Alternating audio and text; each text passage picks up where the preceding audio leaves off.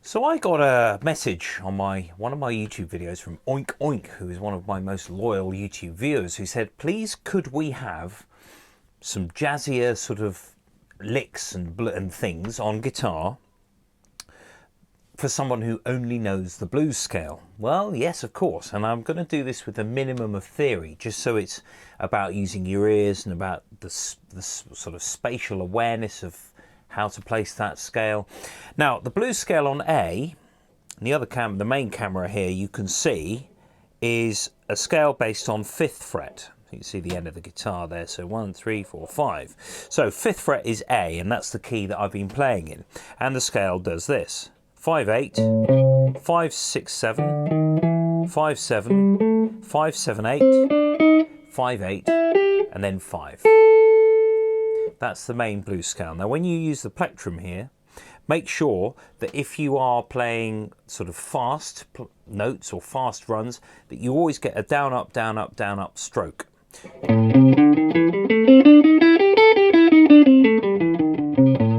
So you've always got that sort of chopping, sort of up and down wrist action there.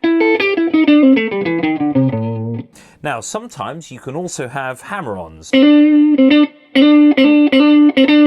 or two plectrum. You can get lots of different sounds.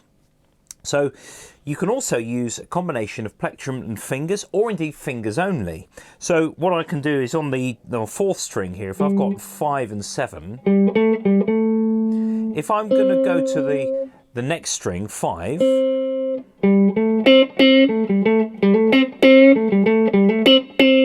I can use my middle finger just to sort of pluck that away from the fretboard, like so. So the licks, as such, to make it sound sort of jazzier and a bit more exploratory, is not always about the notes. It's about the rhythm, it's about vibrato, tone, and what you do with your right hand, with your plectrum or fingers, or indeed a combination. So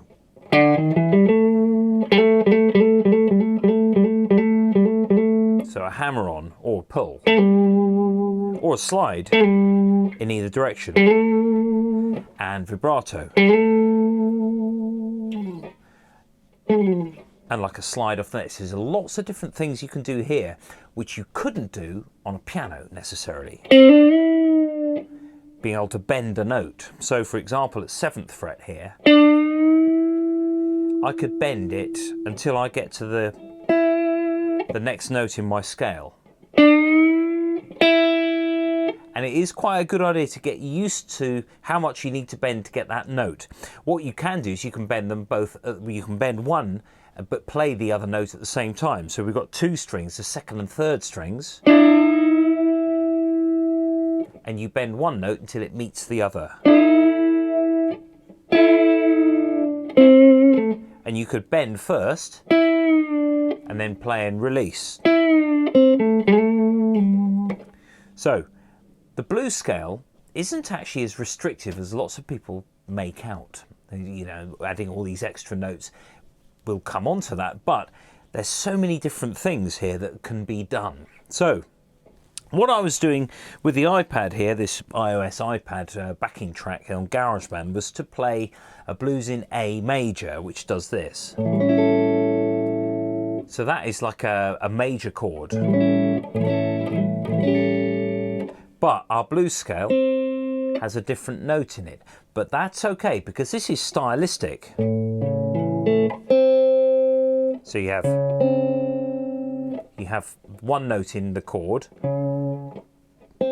essentially clashing with another one. But that's okay. Now you can relieve some of that tension to the listener by bending that with your index finger upwards slightly, or down. So you're tending towards the note that's in the chord.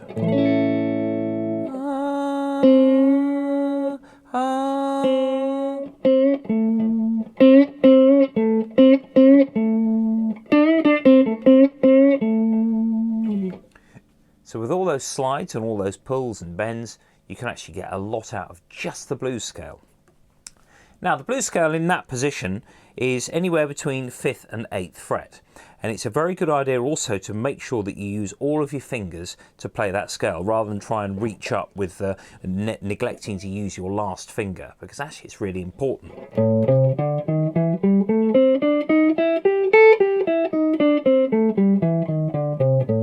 It's not like you've got 8 fingers on one hand. You've got to make sure that you use that last finger.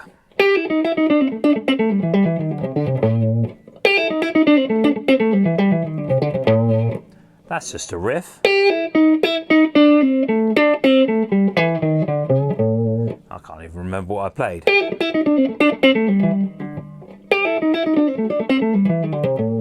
But it's just lots of combinations of the same thing.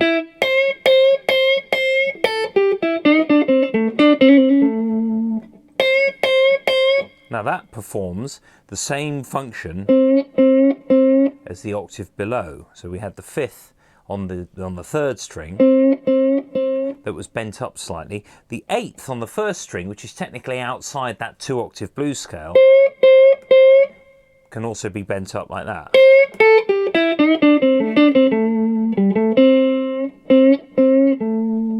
Now, as well as bending these notes up, you can actually use the fretted note as well. And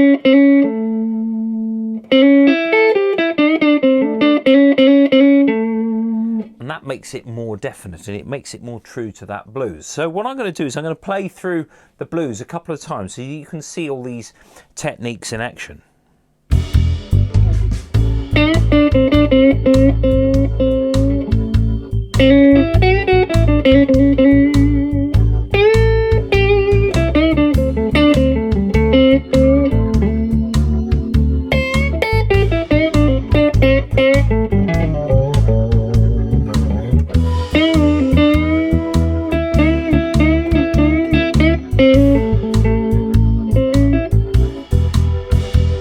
Now I only played through it once, but I wasn't really leaving gaps there. I was trying to actually show those different techniques through the course of one blues cycle, but ideally you want to leave gaps.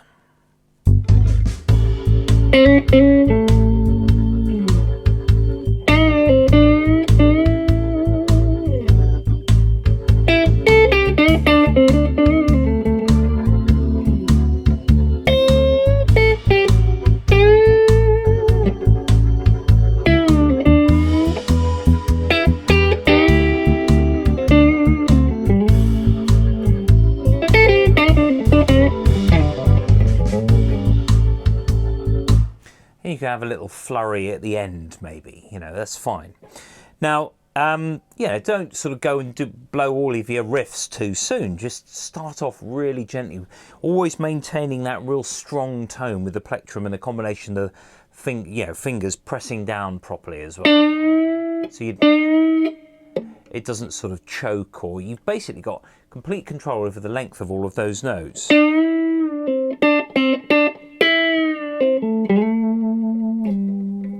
Now I also played this note. My blues scale does that. But you could try using the 7th fret on the 2nd string as well.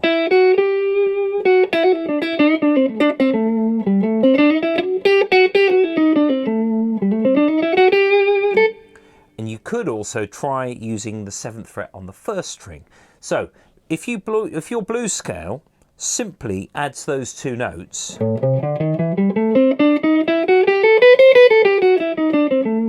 you've got lots and lots of possibilities with just those 2 notes added.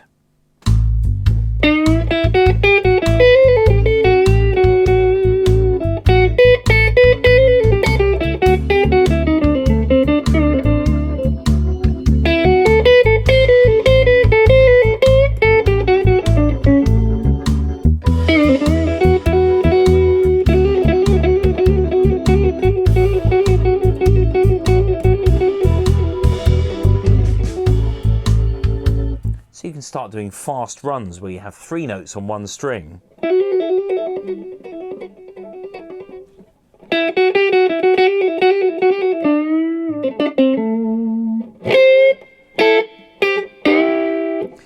also had a bend on the 7th here, but keeping the 8th held in place and playing the 2nd and 3rd strings together. Like that. It's quite a nice sort of timbre to have. Just strengthens up that, that sound. I could also keep my last finger rooted to the spot on the 1st string as well. If you've heard Long Grey Mare by Fleetwood Mac from the sort of late 60s, it does this. So there's lots of 2 notes together there. So I also had my index finger across 5 and 5 here on the 2nd and 3rd strings. You could incorporate that here.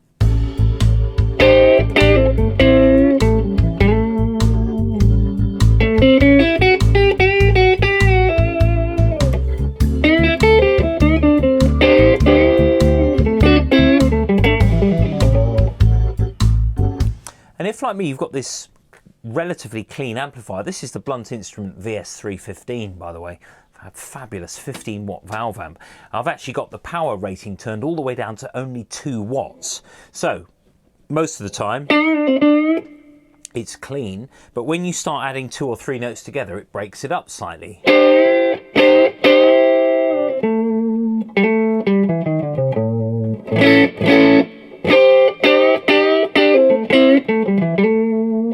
Notice that the blues scale, everything that I did there works over the 3 chords of my blues. Now, I've got another backing track here, which is, again, blues scale on A, but you can have 4 chords. You can have actually more than that.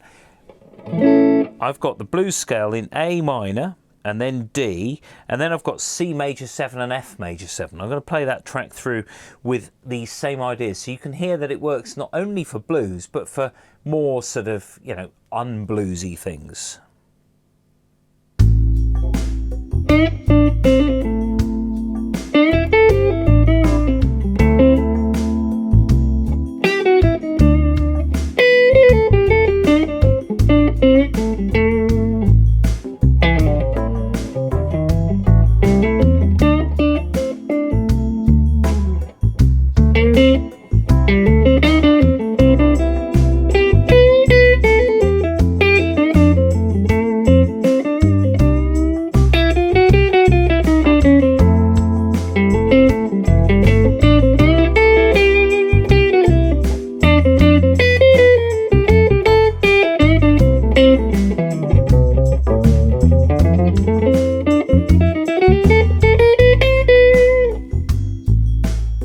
Now, what did I do there?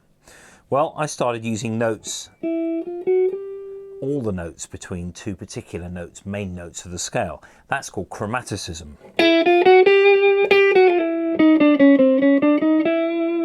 And luckily from here, you get a chromatic scale because these 2 strings, the 2nd and 3rd, are only tuned essentially a major 3rd apart.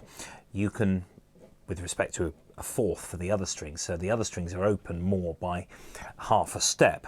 You can play a chromatic scale that goes from 5 here all the way up to 8 here, so that's the 3rd string and the 2nd string. Now if I start on the 1st note there, and then the next string that note, and then that string, the 2nd string, 8th fret,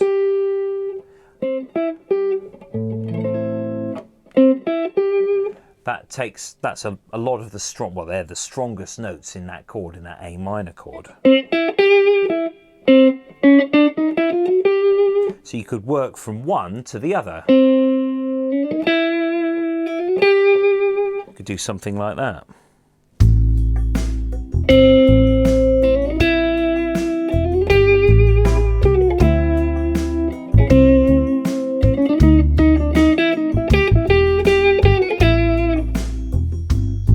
Of course, you've got to be a little bit careful with, you know, the note that you land on. I mean, that's not going to work.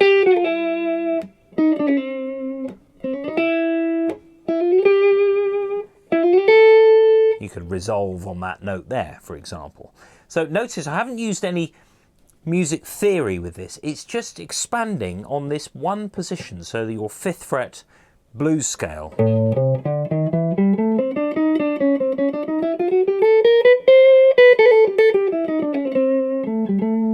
As long as you're going somewhere, yeah, you want to try and sort of make sure that you're actually making for a particular point.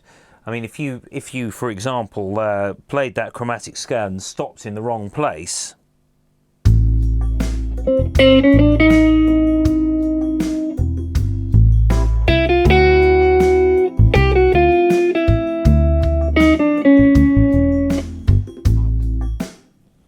so most of that didn't work. Whereas if you're going between those strong notes, it will.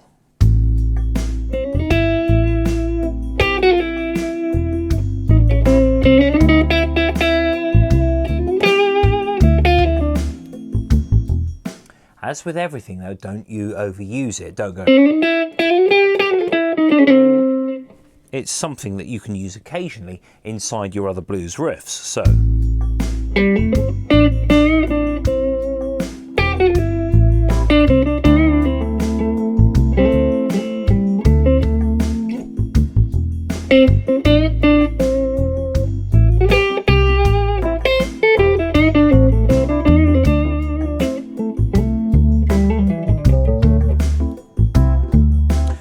Notice that most of my playing involves using really the first 4 strings. The other 2 aren't used much at all, the 5th and the 6th, simply because it gets lost down in the mix, you know, along with the keyboards and the bass. So you want your guitar to be sort of higher up. Now, that brings me on to essentially moving positions. If you work out where notes are in different places on the guitar, that means the spacings are going to stay the same. So if I did 5/8, 5/8 here, that would be 9/12, 10/13.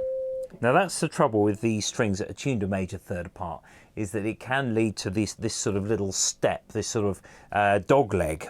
But that's okay, you just work that out and you get used to it over time. So the tones are different. It's a bit more in the middle of the neck, and when you're in the middle of the neck, that's the easiest point to bend the string, because you're right between 2 held points at 12th fret.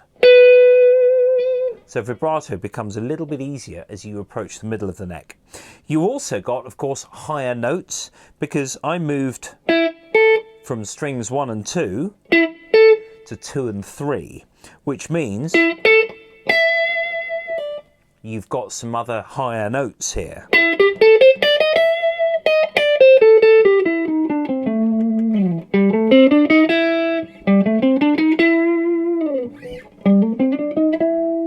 mean, you can go up, it starts sounding a little bit flat up there, but with the plain strings it sounds better than with the wound ones. So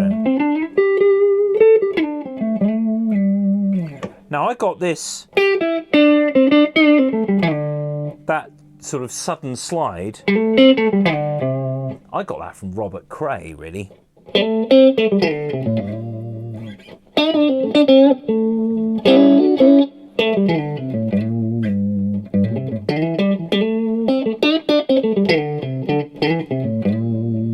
It's just a nice, it sort of gives it a little bit more of a punchy sort of edge.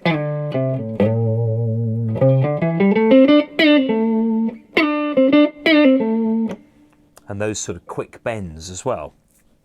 People like Stevie Ray Vaughan used to do this.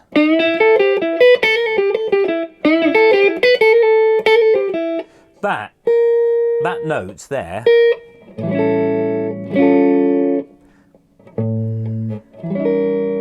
isn't really in that chord, but it forms more of a rhythmic backdrop.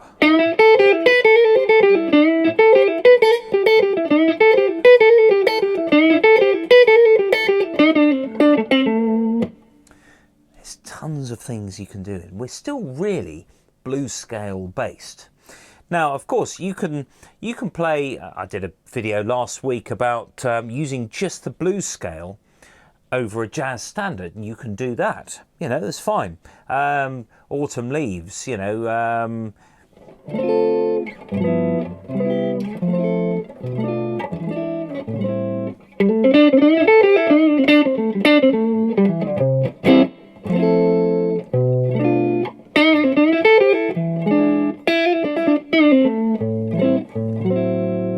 So you can start getting pretty jazzy with it. Now, the blues scale, this is the only bit of theory that I'm going to delve into because actually it's really important.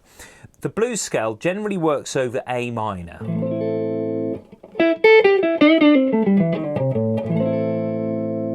So the blues scale on A it's a minor scale really, and it goes over your A minor.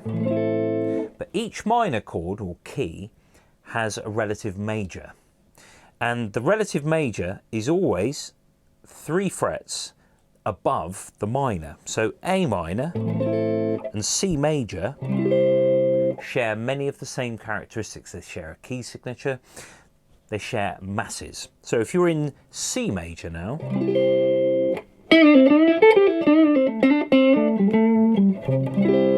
and that formed the basis of the second half of that second backing track that I've used. So I'm going to go from here and you'll hear the C major chord.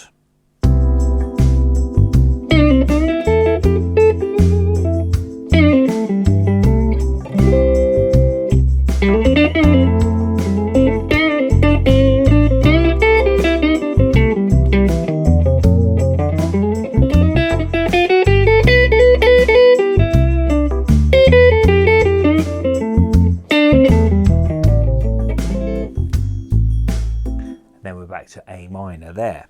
So the blues scale has many possibilities. In fact, in that C major section, it went, well, it's C major 7, but it's kind of the same thing, to F major 7. Still works. In the first section, I had A minor to D minor.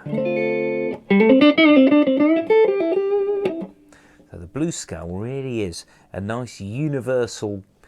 It's not a get out of jail free. It's not a basic scale. It's just idiomatic way of playing with some soul over your tunes. And really, when you listen to lots of guitar solos, even on records now, it all harks back to the blues.